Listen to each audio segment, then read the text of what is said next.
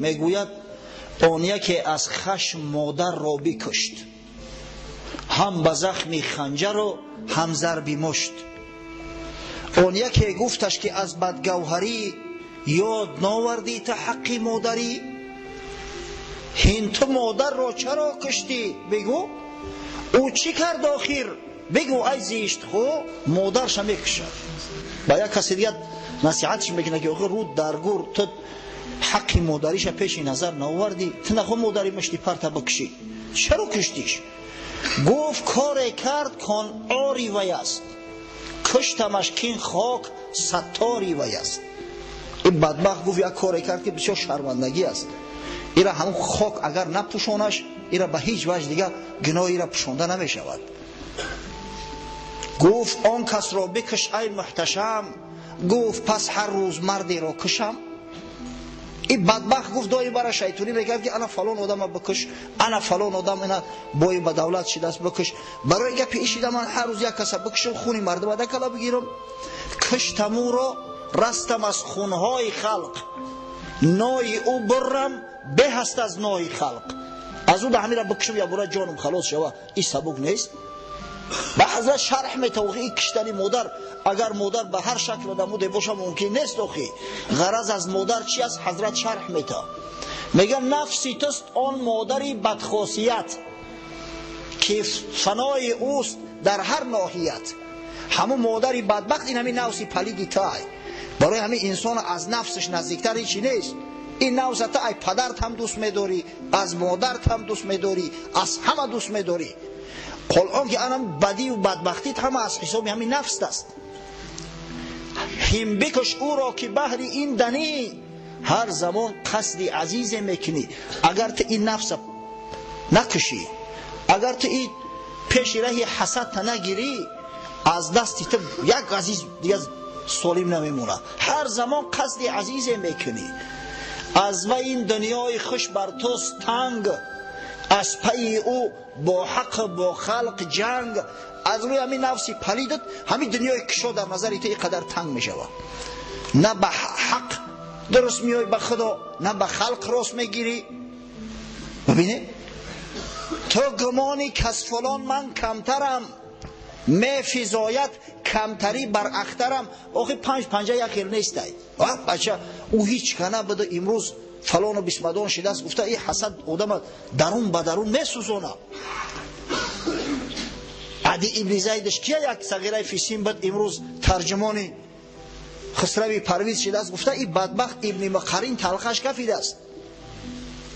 خود حسد نقصان عیبی دیگر است، بلکه از جمله کمی ها کمتر است. آن ابو جهل از محمد ننگ داشت، از حسد خود را به بالا می گماشت. همین بدبختی ابو جهل هم بسیار دانشمند بود. این ابوالحکم تخلص داشت.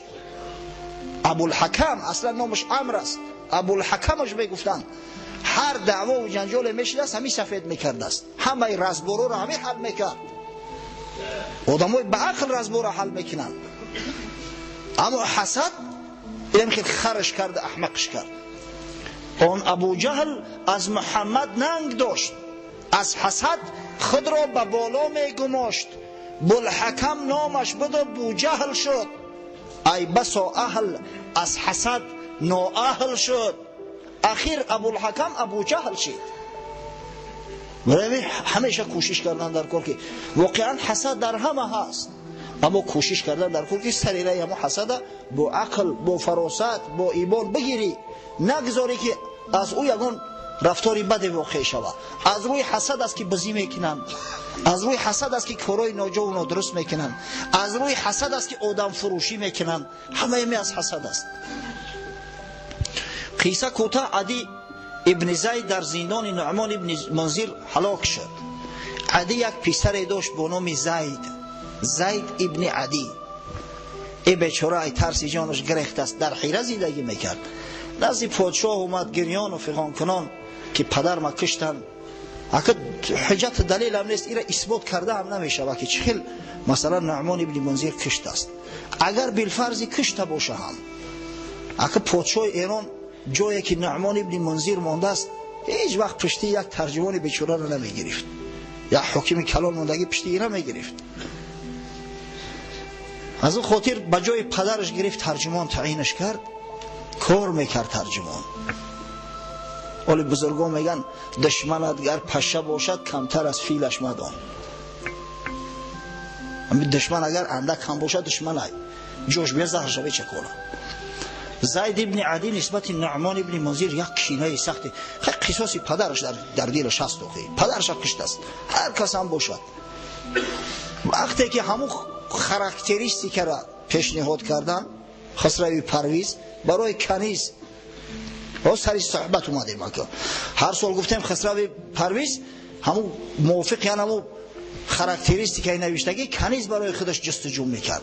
در دست زید ابن عدی همون خاراکتریستیک را داد، گرفت خوند، باید که این چند نسخه کنه به هر گوشه و کنار فرستاد.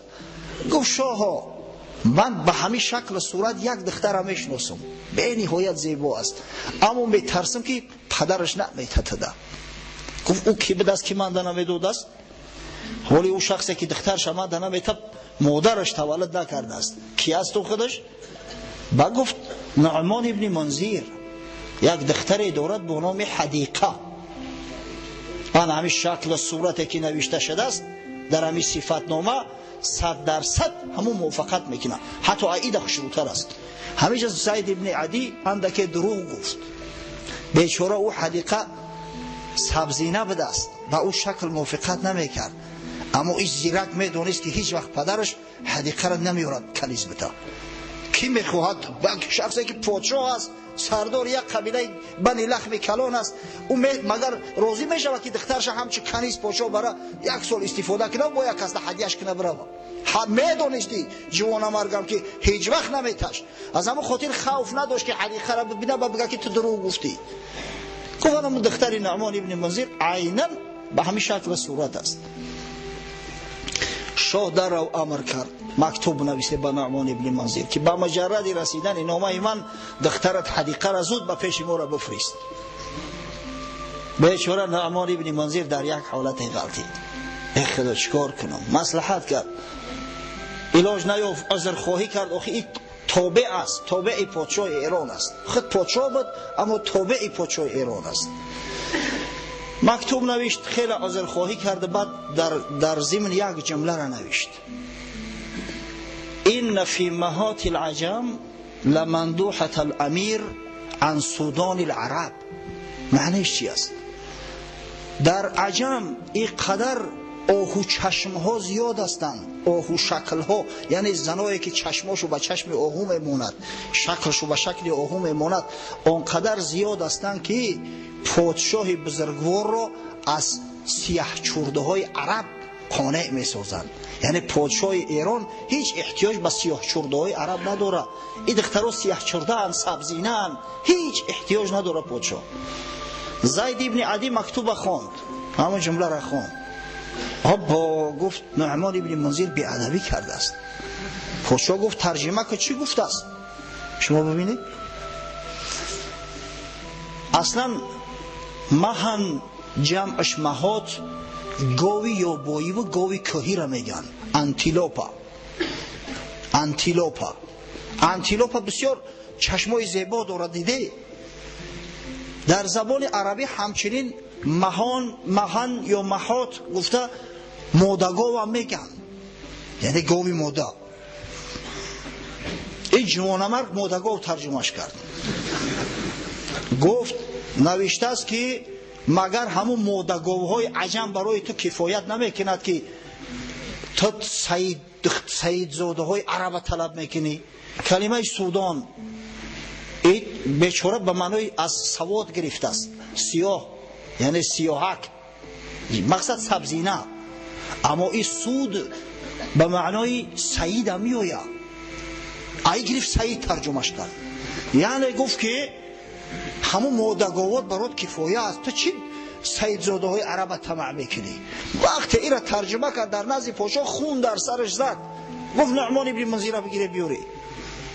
آخران پادشاه حیره که هست برای همون قصهش مفصل آوردیستم. بیچاره دیگه در تشویش موند، میدونست که اگر برم یگون بلادا گرفتار رو میکنه.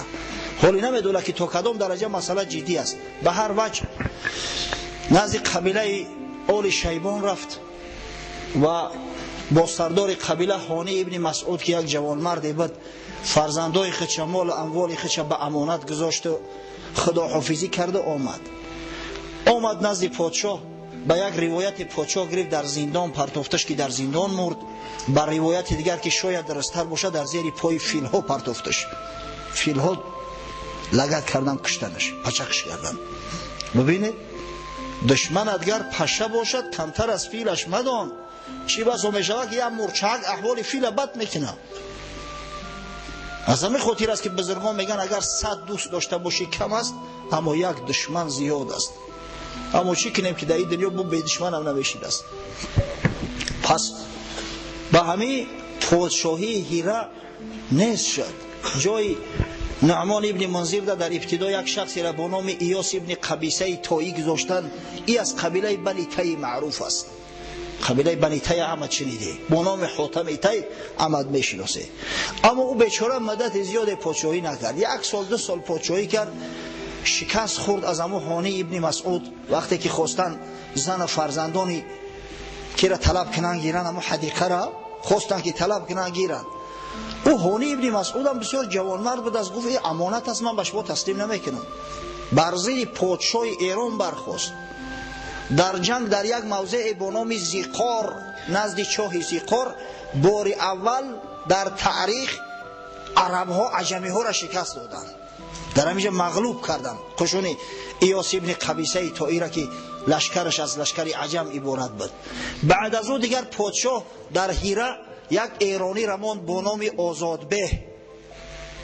آزادبه ابن مردان بنداد. در همونجا دیگر پادشاهی کرد تا زمانی آمدن اسلام و تا زمانی آمدن خالد ابن ولید. و خالد ابن ولید همه او را چپگردان کرد. و آخران پادشاهی حیره، پادشاهی عربی به همین شکل صورت عاقبت اجلش رسید و دنیای فانی را بدرود گفته رفت. خب یک دولت دیگر ماند. ما مختصر گرفتیم اینجا، اگر صحبتش بسیار طولانیه. پادشاهی شام یا پادشاهی غسانی ها در بصره. در ملک شام هم در ابتدا بنی قزاعه رفتند، بعدا یک قوم از قبیله بنی کهلان رفت و عاقبت الامر یک پادشاهی درست شد با نام پادشاهی غسانیان ها چندین پادشاه ها داشتن. امپراتورهای روم هم اینا را دستگیری میکردن، زیرا که هم سری قبیله های عرب هم میگرفتن که به ملک های روم هجوم نکنن، هم در جنگ بر ضد ایران اینا را استفاده میبردن. یک پادشاهی بود با نام بنی غسان، بسیار پادشاهی معروف است. مثلا همون قصه های میشود که ابو طالب به شام رفت یا فلانی به شام رفت، پادشاه بصره، همه پادشاه عرب هستند بنی غسان. و بسیار مغرور و متکبر هم بدن، به حد مغرور و متکبر هستند که یکی از همه حاکم ها و شاه ها وقتی که مکتوب رسول الله صلی الله علیه و سلم گرفت که به اسلام دعوتش میکرد، گرفت مکتوب پاره کرد و فرستاده رسول الله صلی الله علیه و سلم به قتل رسوندند. حارث ابن عمیر ازدی را یگانه فرستاده پیغمبر که به قتل رسید در همه بصره به قتل رسید. شرحبیل ذی‌الکلاء به قتل رسوندش. آخرین پادشاه این سلسله غسانیه با نام جبله ابن ایهم در سال 13 هجری در زمان خلافت حضرت عمر ابن خطاب به دست حضرت عمر مسلمان شد. جبله ابن ایهم مسلمان شد. سال دیگه به نیت زیارت خانه خدا به مکه آمد. هنگام طواف خانه خدا اگه در اونجا همه ریدا میپوشند، همه ازار و ریدا دارید دیگه، پادشاهی گدایی هیچ تفاوت نیست. یکی از عربهای پایلوچ بیچاره یک کمبغل ناخواست نوگی ریدای همین پادشاه را که به زمین آویزان به دست زیر میکنه. ریدا از تنش افتید. از خشم و غضب مردک پادشاه یوخی یک مشت بروی همو بیچاره زد. اگر دیگر زمان و دیگر عصر میشید که خیلی میگفتن اگر خدا حوالش به خدا بگذشته صلوات، اما این مسلمان میدونست که در عصر کی زندگی میکند. میدونست که عهد عمر خطاب است، عمر عادل است، عمری که حتی قصاص مورچه را از شیر میگیرد، میگذارد که یک مسلمان در راز خانه کعبه لط و کوب کنن، این بی جواب مونه. این عدل اسلام ها ببینه. اومد نزد حضرت عمر گفت یا امیر المؤمنین، پادشاه آل غسان جبله ابن ایهم یک مشت به یگان عذر در روم کفت. حضرت دعوتش کرد، گفت یا جبله چه کاری کردگید؟ به تو شرم نداشتی؟ نه از خدا شرم داشتی، نه از بندگان خدا شرم داشتی؟ این کاری تو اصلا از روی اسلام درست نیست و در اسلام تو باید مجازات شوی. گفت مجازاتش چی است؟ گفت صبر میکنیم است یا مرده یک مشت درود میزنه چه خیلی تو او را زده بدی، یا که شاید عذر خواهی کنی، اگر عذر تبو پذیره به همه جانت خلاص. سبحان الله. گفت شما از پادشاه را من خیلی قصاص میستونه؟ آخه من پادشاه هم نه یک پایلوچ مورا بزنه یا که ما از او عذر خواهی کنیم، هیچ علاج دیگر نداره، نمیشه یا دست مش بتم جانم خلاص شود. گفت نه نمیشه جورا. اسلام است، در پیش اسلام همه برابرن. این اسلامی بزرگ به حد تاثیر کرده بود که شما اگر تاریخ اسلام رو ببینید که قسم به خدا آدم در تعجب میماند.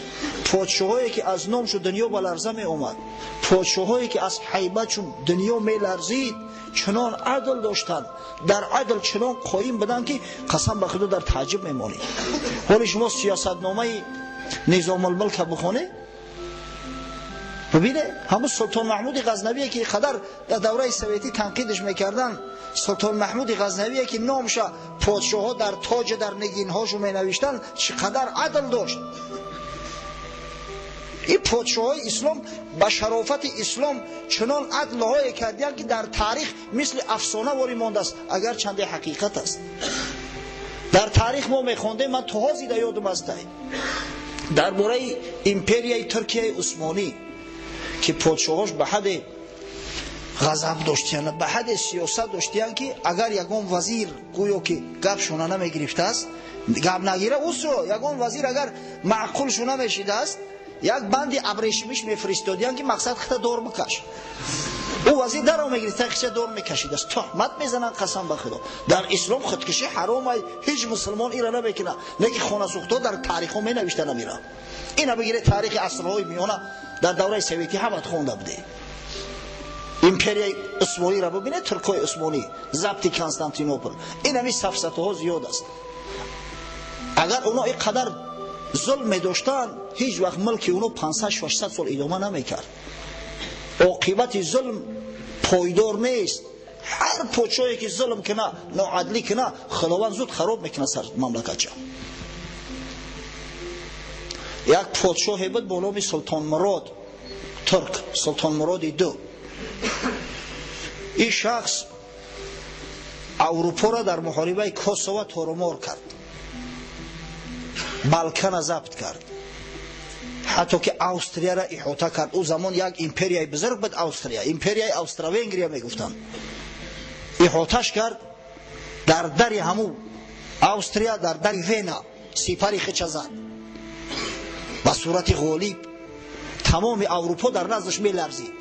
از ترس سلطان مراد دو یگان کشتی اروپایی به اجازه در بحر بیرون زمین حرکت کردن نمیتونست. محمد اقبال لاهوری صفت میکنه سلطان مراد که چی نوع پادشاهی داشته، چی عدلی داشته. محمد اقبال حضرت میگه بود معمار زی اقلیمی خوجند، در فن تعمیر نام او بلند،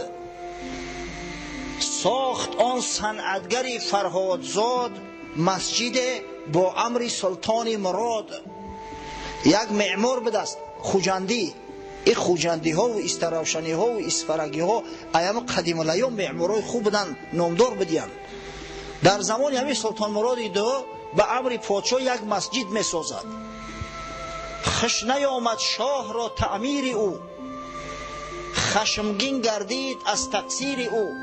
همون تعمیر شکلی درست کرده مسجدش بخاطر به پوچو معقول نشید. هر کس با خودش یک سلیقه داره.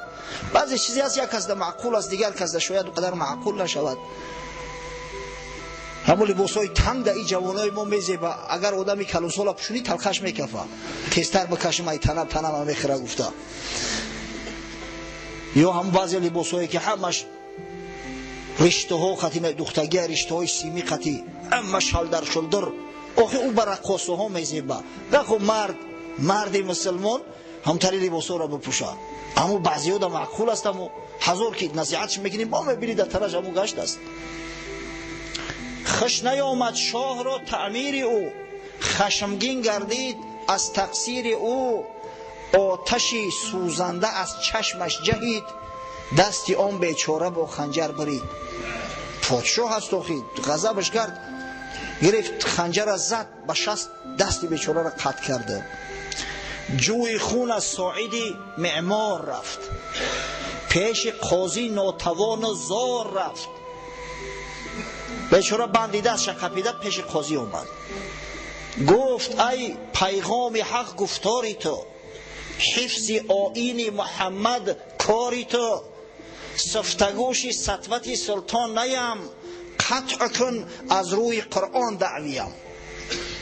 گوه قاضی ترا وظیفت است امر خدای تعالی را باید که پهن کنی، تو باید پشتیبانی از بندگان خدا کنی. من غلام حلقه برگوش این پادشاه نیستم، من یک کارگر و مردی کار هستم. سپارش کردن اومدم کار کردم. پادشاه چه حق داشت که دستی من میبره؟ از روی قرآن میخواهم که حکم فیصله کنی. قاضی عادل بدندان خسته لب، کرد شهر رو در حضور خود طلب. سبحان الله. سلطان مراد را که یه اروپا در نزدش میلرزید، پادشاه دعوتش میکنه که بیای بولو شکایت شده است. ایرا اسلام میگه.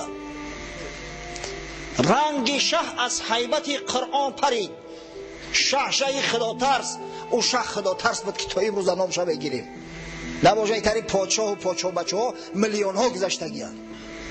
رنگ شه از هیبت قرآن پرید، پیش قاضی چون خطاکاران رسید. گفت شه از کرده خجلت برده ام، اعتذار از ظلم خود آورده ام. پادشاه اومد که به خدا شرمنده ام از کاری کردگیم، اگر علاجش باشه همین را بلو کنیم خلاص کنیم، معمار را راضی کنیم، مقصد از بحری دعواش بگذره. گفت قاضی فی القصاص آمد حیات، زندگی یابد از این معنا ثبات. عبد مسلم کمتر از احرار نیست، خون شه رنگین تر از معمار نیست. قاضی گفت ما حق نداریم، اینجا قصاص هست. خون پادشاه از خون معمار سرختر نیست. در اسلام بنده و مولا همه برابر هستن پیش خدا و پیش قرآن. چون مراد این آیه محکم شنید، دست خود از آستین بیرون کشید. سبحان الله. این پادشاه و این جوانمرد وقتی دید که نمیشید از چرز بازی قطعی پول قطعی نمیشید، از دست کشید، گفت اینو بگیره قطع کنی. مدعی را تاب خاموشی نماند، آیه بالعدل و الاحسان خواند. گفت از بحر خدا بخشیدمش. این معمار هم دید جوانمردی پادشاه را به این حد که نمیگه که نامعقول کرده، در کار باشه خوزیت هم میکشم، همه تنیست و نابود میکنم. خیلی نه، دست وقت دید که کشید برابر که بگیره قطع کنه. یک پادشاه جوانمرد اسلامی که عاقبت الامر در جنگ شهید شد، این شهید شد، است به درجه شهادت رسیده. گفت از بحر خدا بخشیدمش، از برای مصطفی بخشیدمش. این اسلام برادرو. دو اکودادر جنگ میکردن با هم دیگر، جنگی در همین محله. هر دش جمع آوردیم که آشتی کنه، 3-4 سال شد به هم دیگر قهری بدین. اکش راضی نمیشه که با برادر خودش آشتی کنه. این عقل فراست. این مردک ببینه شخصی را که دست شقت کرده است، گفت از بحر خدا بخشیدمش، از برای مصطفی بخشیدمش. یافت نور بر سلیمان ظفر، سطوت آیین پیغمبر نگر. پیش قرآن بنده و مولا یکیست، بوریا و مسندی دیبا یکیست. این قرآن همه را برابر کرده است، همه بنده خدا هستند. این عدل اسلامی. و این در زمان عمر عادل بود. عمر فاروق گفت هیچ علاج نداری، مرده یا میشت یک بشت میخری یا گردنک تکج میکنی، التجا و التماس میکنی، شاید گناه تا ببخشم. اگر بخشید ما دعوا نداریم. جبله ابن ایهم با او کبر و با او غرور آیا راضی میشود که از یک بیچاره پایلوچ عذرخواهی کنه یا از این بدتر صبر کنه که مشتش بزنه؟ گفت یا امیرالمؤمنین یک روز مهلتم به فکر کنم. گفت مرحمت فکر کن. شبانه فرار کرد، گریخت، حج نو کرده، از ملک سرزمین مسلمانان خارج شد. میدونست که در کجای در خاک مرز اسلامی میشد، میقپیدنش. با قسطنطینیه رفت، کنستانتینوپل، نزد قیصر روم، قیصر نو خریستیان شد. بدبخت بعدا پشیمان میشود. این شاعرم بدست پشیمان شد از کاری کردگیش. یک نظمش ماند است تا حال: تنصرت بعد الحق عارا للتما فما یک فیها لو صبرت لها ضرر. میگه که نصرانی شدم بعد حق، بعد که خدای تعالی چشمام بینا کرد، بعد که خدای بزرگ به اسلام مشرفم گرداند، من احمق شدم. میگه از ترس یک مشت عارا للتما، اگر میگه صبر میکردم هیچی بلوم نمیزد. آخی به یا مشت میشید. فادرکنی منها لجاج حمیه و بعت لها العین صحیحه بالعور. به سبب انمو سرکشی و تکبری جاهلیت چشم بینا و زیبا را به چشم کور و کجله ایواز کردم. واقعا این دین نصرانی در مقابل دین اسلام مثل انمو چشم کجله و کور است. فیا لیت امی لم تلیدنی و لیتنی صبرت علی القول الذی قاله عمر. ای کاش که میگم مادرم نمیزایدم، ای کاش که صبر میکردم به همون سخنی که عمر رضی الله عنه گفت. امروز نامسلمان نمیشیدم، امروز کافر و مرتد نمیشیدم. ایدای پادشاهی آخرانی بنی غسان بود در شام. پادشاهیگری عرب همین مقدار بود، همه سه حکومت پادشاهی داشتن.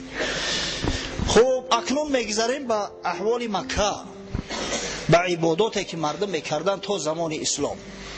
واقعا در مکه مکرمه خانه خدا قامت افروخته بود. از زمانهای قدیم الایام مردم خانه خدا را زیارت میکردن. دین حضرت ابراهیم علیه السلام بود. چند مدت همه مردم موحد بدن، اما آیسته آیسته با مرور زمان دیگه طریقه عبادت فراموش کردن. دست به بعضی کارهای زدن که نه به عقل درست می آید، نه به آیین توحید. در دیگه خانه کعبه مردان و زنان لچی برهنه شده حیوان صفت چرخ می زدن. در زمان عمرو ابن لحی خزاعی که سردار قبیله بنی خزاعه بود، گفتیم تا قریش در مکه بنی خزاعه رهبری میکرد، تولیت خانه خدا در ذمه اونا بود. این شخص عمرو ابن لحی بسیار شخصی عابد بود، بسیار عبادت میکرد، خانه خدا را طواف میکرد، درون خانه را حتی بریشش میرفت است. از اما خاطر مردم را دوست میداشتن، احترامش میکردن. بار عمرو ابن لحی خزاعی به شام سفر میکند. بعد سفر شام همراهش یک بت را میآورد با نام هوبل. این بت از عقیق سرخ بود، به دست. در داخل کعبه ماندش، گفت ای مردم، نعوذ بالله نمی خدای شما همین را عبادت کنید. الله همه شناختند، اما این را مثل فرزند الله میدونستن. نعوذ بالله که شفاعت میکنه. چیزی را که خچه محافظت نکرده است، دستش کنده شده است، مردم عبادت میکردن. بعد بسیار بیزه بخی یا دسته. در زمان قریشی ها با گرفتن یا دستی طلایی دیگه چسبوندنش، خودش از عقیق سرخ دستش طلایی کردن. اما بدبختی هوبل، این هوبل به شکل صورت انسان بود. مدتی مدید مردم عبادتش میکردن. بزرگترین بت در نیم جزیره عربستان انمی هوبل حساب میخورد. غیر از یک بت دیگر بت با نام لات از سنگ تراشیدگی. این لات در طائف بود، در قسمت چپی مناره مسجد طائف. مرد اصلا بت بنی ثقیف حساب میخورد، اما مردم وقتی که به حج می اومدن از دیگر قبیله ها مکه که می اومدن، از مکه تا طائف نزدیک است، یک 70-80 کیلومتر می رفتن، همیرم زیارت میکردن، همیرم عبادت میکردن. دیگر از بت‌هایی که حتی ذکرش خدای تعالی در قرآن آورده است، احمقی مردم بیان کرده است، با نام عزا. این بت در نخله شامیه بود، در بالای ذات عرق، این به مکه نزدیک است، به قرب مکه. و این بت هم بتی قریش و بنی کنانه حساب میخورد، مخصوص برای عبادتش مردم میرفتیان. و نهایت دیگر از بت‌ها منات، بت بنی خزاعه، اینا در مشلل نام یک موضع در نزدیکی بحر احمر درستش کرده بودن، مردم عبادت میکردن. خداوند در قرآن میگه افرأیت اللات والعزی و منات ثالثة الاخرى. آیا دیدی؟ گفت آیا میبینی که این مردم احمق چخیل در پیش لات، در پیش عزا و در پیش سیمشون منات سجده میکنن؟ این بدگهرها خدا را فراموش کردند، عبادت خدا را به عبادت نزد یک بت عوض کردیان. خداوند مذمت میکنه. عمر ابن لحی در کتابا اومده است که جین داشته است، جینوره بوده است. یک روز همون جینش تلقینش میکند که بت‌هایی که در زمان نوح علیه السلام بودند و بعد آبخیزی در زیر لای و در زیر خاک موندن، همو در منطقه جیده هستند، در فلان موضع برای بکن بگیرش. در زمان حضرت نوح علیه السلام 5 بت سجده میشد، 5 بت معروف بود که خدای تعالی در قرآن آورده شد: ود، سواع، یغوث، یعوق و نصر. حضرت نوح وقتی که به سطح آمد به خدا مراجعت کرد که رب انهم عصونی، پروردگارا این مردم عصیان کردن به من، اینو گپی من گوش نمیکنن. و قالوا لا تذرن ودا ولا سواعا ولا یغوث و یعوق و نصر. این سروراشو میگن که گپی نوح گوش نکنید، شما عبادت ود، عبادت سواع، یغوث و یعوق و نصر ترک نکنید. آن همین بتخوره. عمر ابن لحی جوانمرد در خوابش میبینه یا همون وسوسه جین قطعی میروه از جیده پیدا میکند میورد. ود به صورت انسان بوده است، مرد به شکل یک مرد بوده است. در بعضی جا اومده است که از سرب ریخته شدگی بوده است. وقتی طوفان حضرت نوح شد در همون موضع جیده همونجا زیر خاک موندیان دیگه باقی بودیان. ود به بنی کلب رسید، یکی از قبایل عرب، گرفتن به سرزمین خودشو بردنش به دومة الجندل. این دومة الجندل یک موضعی است بین شام، در منطقه شام است، نزدیک به سرحد عراق. دومش سواع، او به شکل زن بود است. سواع به شکل زن بود. قبیله حذیل ابن مدرکه صاحب این بت شدند. در وقت حج عمرو ابن لحی خزاعی گرفت تقسیمش کرد همین بطوره که هر خدمت به منزلات تو بره و سجده کنه. یغوث به شکل شیر بود، میگه شکل صورتش مثل شیر بود است. ایره قبیله بنی قطیف گرفتن به سرزمین سبا بردنش به یمن. یعوق به شکل اسب بود است، شکل صورتش. او را بنی همدان گرفتن، قوم بنی همدان در یک دهه به نام خیوان بردن راستش کردن و بنی همدان و دیگر قوم های عرب به عبادت و به زیارتش می رفتن، در نزدش قربانی ها می کردن. و نهایت این نصر به شکل عقاب بود است.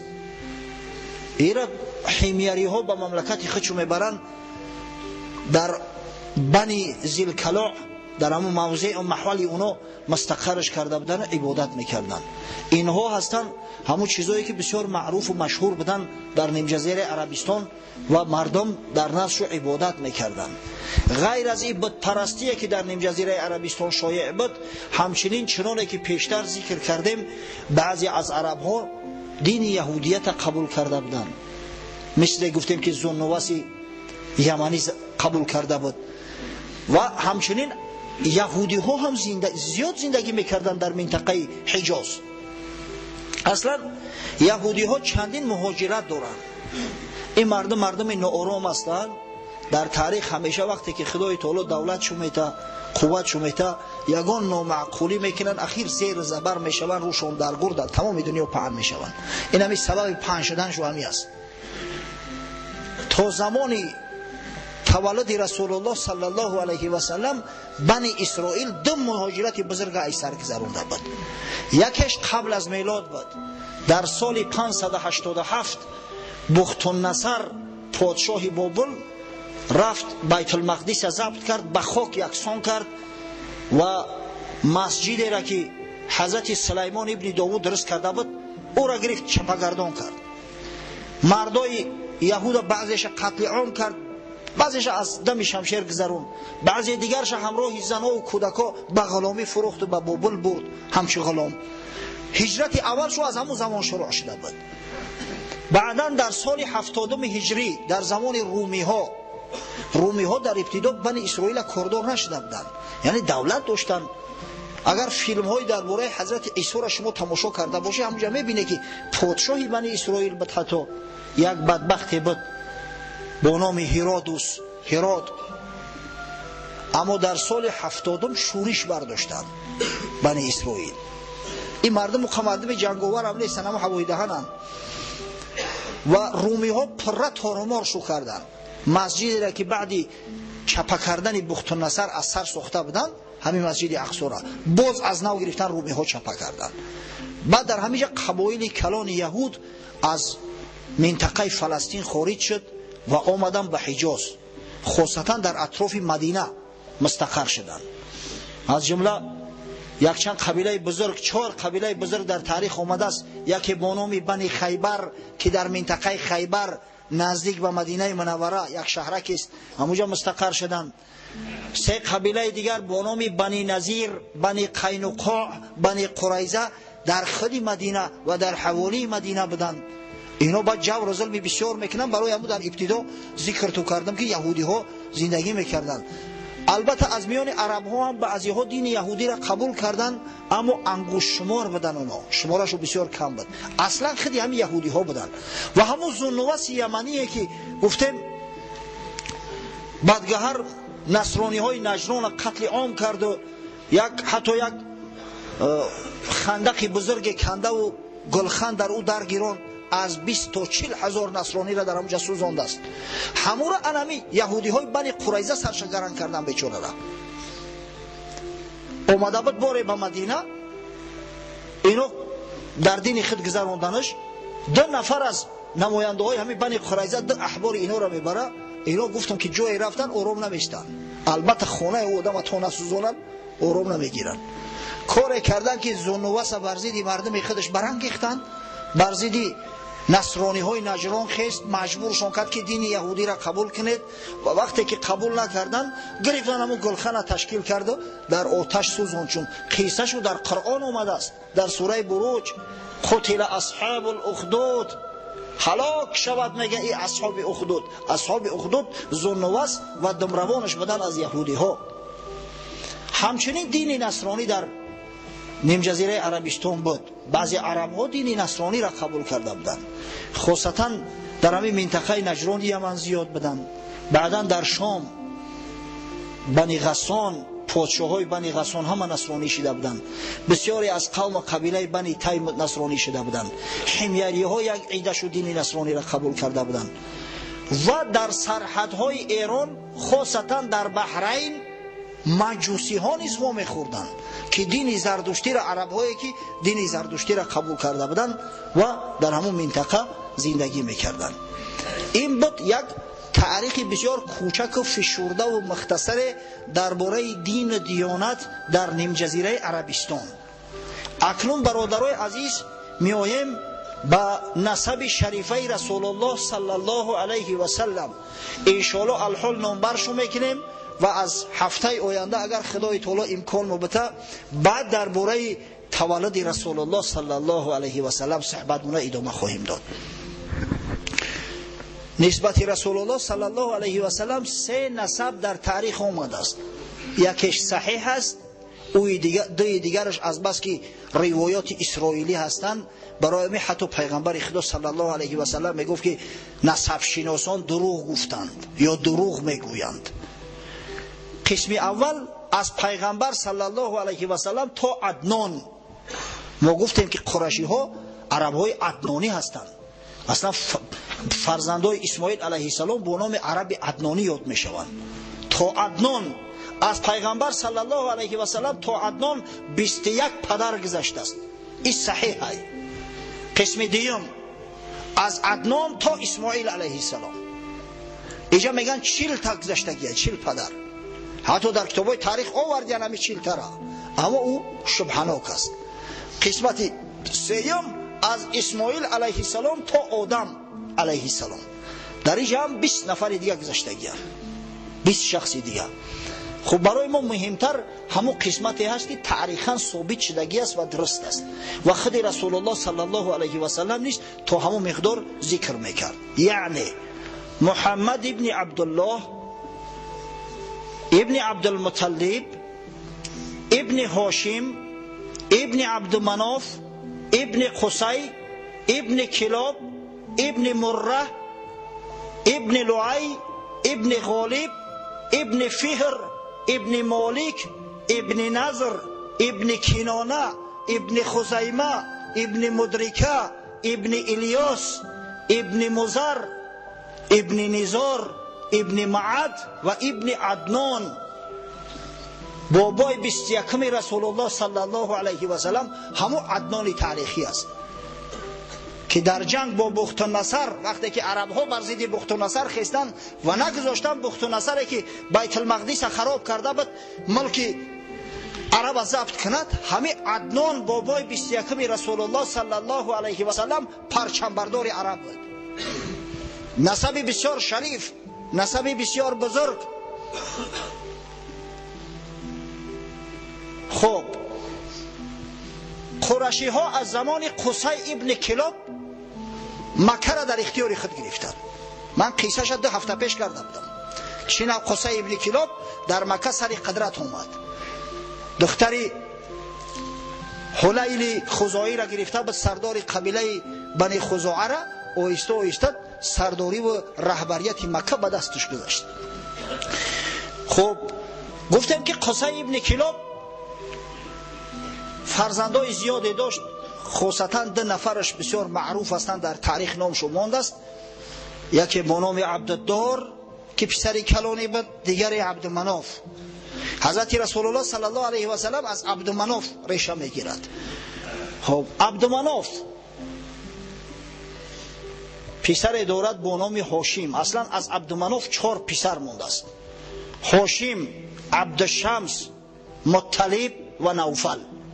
4 فرزند دارد عبدمناف.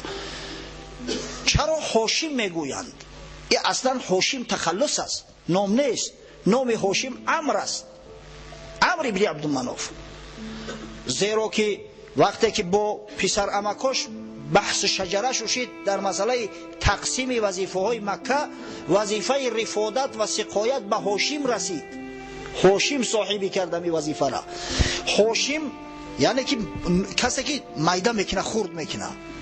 از بس که باری اول در تاریخ عرب حاجی ها را با سرید هاشم مهمانداری کرده است، نان در درون آبگوشت میده میکرده به حاجی ها هدیه میکرد.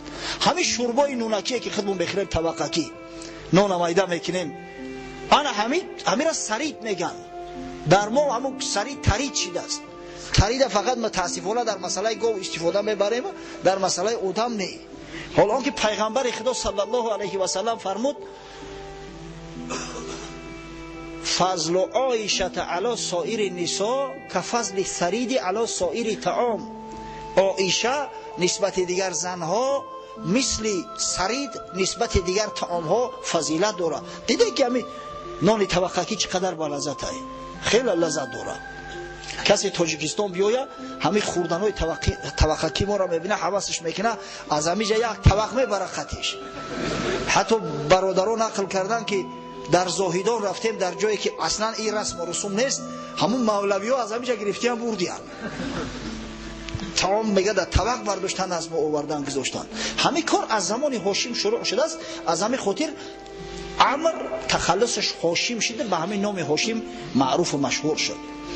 هاشم باری اول در تاریخ قریش سفرهای تابستان و زمستان که قصهش در سوره قریش می رود، باری اول پایه‌گذاری هاشم کرده است. تابستان به شام می رفتند، زمستان به یمن به سفر می برمدند. سفرهای تجارتی را در نظر دارم. بار هنگام سفر به شام هاشم در مدینه منوره سلما فرزند عدی ابن نجار به زنی میگیرد و چند مدت همراه زن جوانش زندگی میکند. بعد راه خودش دوام میدهد و در فلسطین در منطقه غزه از دنیا میگذرد. قبر هاشم در فلسطین است، در منطقه غزه.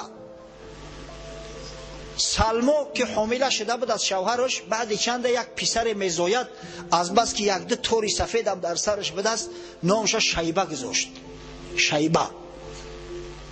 و بعد چند مدت مطلب برادر هاشم آگاه می شود که از برادرش در مدینه منوره یک پسر مانده است. مردم به ناموس بدن، به عار بدن، مثل مردم ما نبودن که برادر پروای برادر را داشته باشه. سیله رحم اگر چند مسلمان نبودن در بینشون چنان رعایه میشد که ببینه از مکه به خاطر یک پسر برادر راه دور و دراز طی کرد به مدینه اومد. دید در یک جا کودککا سقه بازی دارن، هر کدام نام و نسبش میگه و سقه میزنه. ایستاد نگاه میکرد بازی کودککا را که نوبت یک نفر شید چست چابک بچه 6-7 ساله سقه را در دستش گرفت. گفت من شیبه پسر هاشم، پسر عبدمناف، پسر قصی، پسر کلاب از قریش هستم. ای چشمای مطلب آب چکید، یافت جیانش یافت، گرفت آغوشش کرد، گفت میریم که به همون ملک پدرت میریم، همون ملکی را که تعریف و توصیف کردی. گفت من به اجازه مادرم رفتن نمیتونم. نزد مادرش آمد، مادرش گفت ینگه جان این باید برای ملک و تخت بخت پدرش صاحب شود، این فرزند ما است. و این زنم زنی عاقله اجازه داد. مطلب در پشت شترش این پسرک خورد شیبه را سوار کرد آورد. وقتی داخل مکه شد مردم قریش گمان کردن که مطلب یک غلام بچه خرید است. نامش هم گفتن عبدالمطلب، یعنی بنده و غلام مطلب. هر قدر بیچاره گفت که هی مردم جاهل، این غلام من نیست، این پسری برادر من، این جانشین من می شود. اما همون تخلص عبدالمطلب در شیبه خوردکک دیگه ماند. و چنانه که خطورم در کردید سخن درباره بابای رسول الله صلی الله علیه و سلم که حضرت در خوردش بزرگ کرده بود می روه. متاسفانه وقت تمام شد اخی، صحبت مشرین ای وقت تمام شد. در همینجا انشاءالله صحبت قطع میکنیم و از عبدالمطلب قیسمون هفته آینده شروع میکنیم. و آخر دعوانا الحمد لله رب العالمین.